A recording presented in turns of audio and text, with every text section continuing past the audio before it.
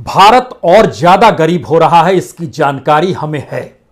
और भारत में रईस और ज्यादा रईस हो रहा है, इसकी भी जानकारी हमें है। हमें पता है कि इस देश के सार्वजनिक उपक्रमों को कौड़ियों के मोल कॉरपोरेट के हवाले किया जा रहा है। हमें पता है कि इस देश में बेसिक इंफ्रास्ट्रक्चर का भी निजीकरण किया जा रहा है। हमें इसकी भी जानकारी है कि इस दौर में महंगाई चरम पर है। और हमें यह भी पता है कि इस दौर में रोजगार कहीं नहीं है। हमें यह भी पता है कि इस देश में किसान के सामने कितना गहरा अंधेरा छा रहा है। और यह भी पता है वह मजदूर जो असंगठित क्षेत्र में काम करता है, उसके पास भी आज की तारीख में काम नहीं है। हमें यह भी पता है कि इस देश में कानून का राज है, लेकिन यह भी पता है उस कानून के राज को भी राजनीतिक सत्ता की हथेलियों पर नाचना पड़ता है। हमें यह भी पता है कि सीमा पर चीन किस तरीके से मौजूद है, लेकिन हमें यह भी पता है कि उसी चीन के साथ हमारा व्यापार बहुत तेजी से बढ़ रहा है। और हमें यह भी पता है इस देश के भीतर में अहिंसक होता समाज अब ना सिर्फ जीप से रौंद देता है, बल्कि लोगों के हाथ पांव काट कर खुलेआम आसमान तले लटका भी देता है। यह बापू का देश है, अहिंसक देश है, लोकतांत्रिक देश है। इस देश के भीतर में सरोकार है, इस देश के भीतर में एक समाजवाद की सोच है। लेकिन क्या वाकई यह सब कुछ मौजूद है? और अगर यह मौजूद नहीं है तो इस देश के भीतर में कोई आवाज उठती क्यों नहीं है?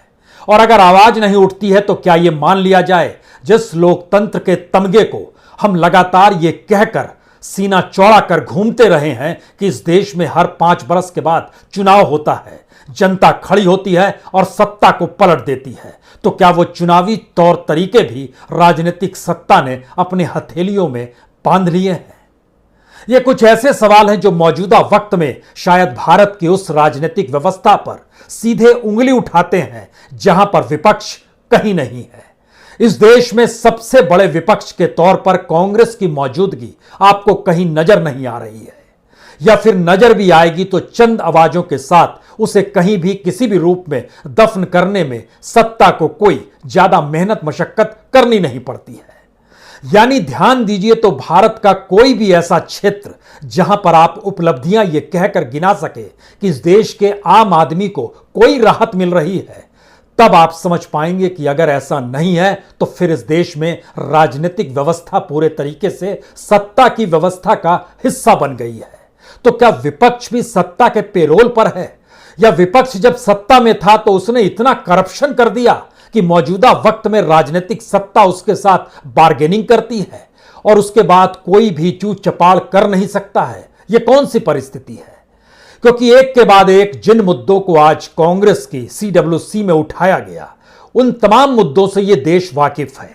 लेकिन इन सब के बावजूद भी इस देश में आपको ना तो विपक्ष के तौर पर जो नेशनल पॉलिटिकल पार्टीज है, चाहे उसमें NCP हो, चाहे उसमें TMC हो, चाहे उसमें लेफ्ट हो, चाहे उसमें BSP हो और चाहे कांग्रेस हो, ये तमाम पॉलिटिकल पार्टीज मौजूदा वक्त में राजनीतिक सत्ता को जनता के कटघरे में खड़ा कर पाने में सक्षम क्यों नहीं है?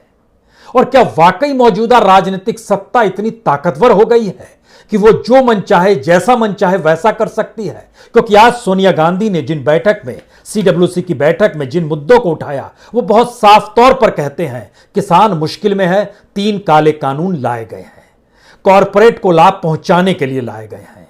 वो बहुत साफ कहती हैं लखीमपुर में जिस तरीके से किसानों को जीप तले रौंद दिया गया, उसमें कैसे संभव है कि जिसने रौंदा उसका बाप इस देश में गृह राज्य मंत्री के पद पर बना रहे? कांग्रेस के भीतर से यह आवाज लगातार उठती है, लेकिन कोई भी आवाज जनता के भीतर से आपको क्यों सुनाई नहीं देती है? आवाज इकोनॉमी को लेकर भी उठी जो डामाडोल है। आज के पर्चे में जो सोनिया गांधी ने पढ़ा उसमें पब्लिक सेक्टर का बिकना भी है।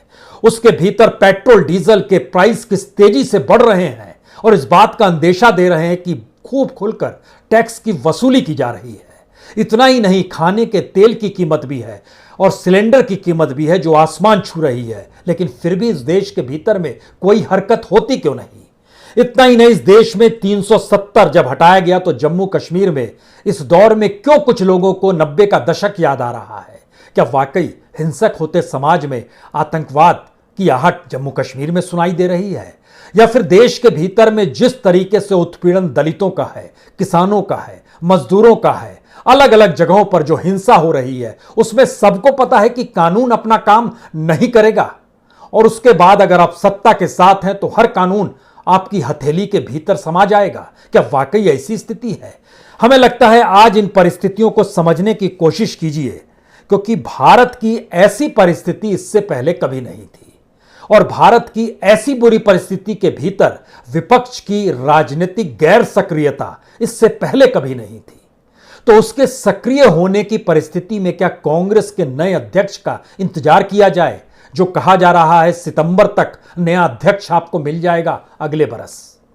और विपक्ष के तौर पर जो नेशनल पॉलिटिकल पार्टीज है, जिसमें बीएसपी है, टीएमसी है, एनसीपी है, लेफ्ट है, इनकी कोई हरकत इस देश में आपको कहीं दिखाई नहीं देगी। और छत्रप अपने राज्यों में ही सिमटे हुए हैं, क्योंकि वो जानते हैं सत्ता से बाहर रहेंगे तो उनकी राजनीति खत्म हो जाएगी।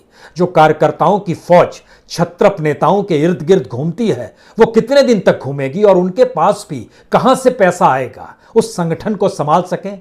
उत्तर प्रदेश को ही ले लीजिए तो 10 साल अगर अखिलेश यादव सत्ता के बाहर रह गए, यानी 2022 में चुनाव नहीं जीत पाए, तो क्या वाकई समाजवादी पार्टी की मजबूती आज जिस रूप में है वैसी नजर आपको इसके बाद 2027 में नजर आ पाएगी? इम्पॉसिबल है।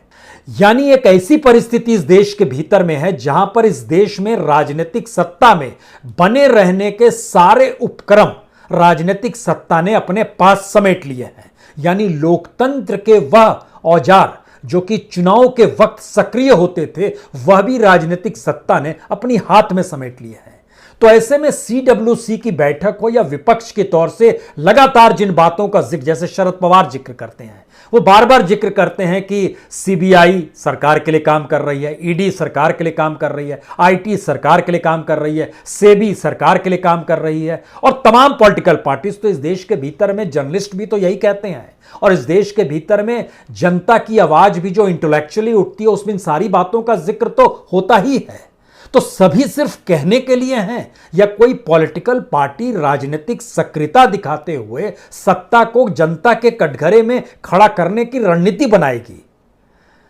हमें नहीं लगता है कि इस देश के भीतर में जितनी अलग अलग और अकेली आवाज इस सरकार को घेरते हुए, चाहे वो सोशल मीडिया के भीतर हो या सोशल मीडिया के जरिए अलग अलग माध्यमों से जो आवाज उठ रही है, उतनी आवाज भी इस देश की पॉलिटिकल पार्टीज उठा पा रही होगी। यह सक्रियता क्यों राजनीतिक तौर पर गायब हो गई? क्या ये सारे के सारे पॉलिटिशियंस करप्ट थे, और जो करप्ट नहीं है वो आवाज उठाते हैं, और इनके करप्शन को चक्कर में मौजूदा वक्त की राजनीति ही डामाडोल हो गई और एक वैक्यूम की स्थिति इस देश के भीतर में आ गई? क्योंकि हर की नब्ज अगर राजनीतिक सत्ता के पास है, और अगर चंद लोग हैं, अगर आप कांग्रेस का जिक्र करेंगे तो गांधी फैमिली की ही सक्रियता आपको नजर आएगी, राहुल गांधी और प्रियंका गांधी आपको लगातार नजर आएंगे। लेकिन उनके साथ खड़े हुए नेताओं की वह G23 हो या दूसरे नेता हो, वो आपको कहीं नजर नहीं आएंगे, क्योंकि उन्हें पता है आज नहीं कल पता नहीं सरकार उन्हें दबोच तो नहीं लेगी। तो ये किस डर और भय की परिस्थिति है? और छत्रप और दूसरे राष्ट्रीय राजनीतिक दल और उनके नेताओं की फहरिस्त। कमाल की परिस्थिति है, इस देश में रेलवे लाइन बिक गई, रेलगाड़ियां बिक गई, प्लेटफॉर्म बिक गए, इस देश के बंदरगाह बिक गए, इस देश में जो समुद्री रूट है वह भी बेचा जा रहा है, इस देश के भीतर में हवाई अड्डे बिक गए, इस देश में हवाई जहाज बिक गया, इस देश के भीतर में जो पावर सेक्टर है वह भी प्राइवेट हाथों में दे दिया गया, इस देश के भीतर में प्रोडक्शन से जुड़ी हुई जो गवर्नमेंट के पास परिस्थिति थी वह भी इसी दौर में तकरीबन 42% प्राइवेट हाथों में दे दी गई। और इसी दौर में इस देश में कॉरपोरेट के लिए जो भी कानून बनाए गए उसको उस कानून से बचाने के लिए बनाए गए, जिसमें जनता कहीं कानून का दरवाजा खटखटाने के लिए अदालत ना चली जाए। चाहे वो लेबर से जुड़ा हुआ रिफॉर्म का जिक्र सरकार करे, चाहे एग्रीकल्चर से जुड़े हुए रिफॉर्म का जिक्र करे, उसकी बेसिक लाइन यही है, जो भी पैसा लगाएगा, जो भी लेबर को अपने यहां रोजगार के लिए हायर करेगा, जो भी किसानों के साथ डील करेगा, वह उस पैसा लगाने वाले के हक की ही पॉलिसीज होगी। यही है रिफॉर्म हमारे यहां।